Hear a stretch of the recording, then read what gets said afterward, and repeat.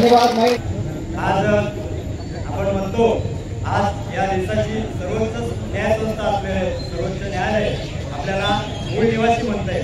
आपण या जमिनीचे मालक आहोत असं म्हणतंय, परंतु काही विविध संस्कृतीची माणसं आपल्याला मूळ मालक म्हणायला तयार नाही. त्या विविध संस्कृती माणसांना जर आपल्याला उत्तर द्यायचं असेल तर आजची ही आपण या आदिवासी दिनासाठी एकत्र येऊन दाखवली.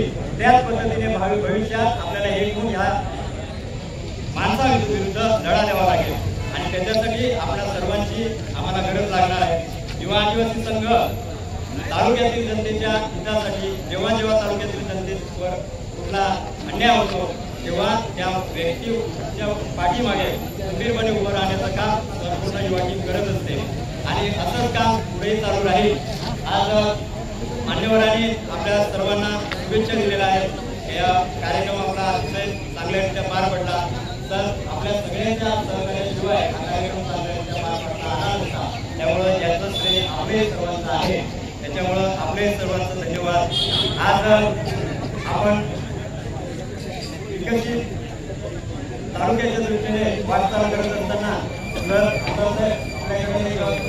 आमची खंत राहते. तालुक्याच्या वतीने आमची एक खंत आहे की आपला तालुका विकसित होतोय, एवढे मोठे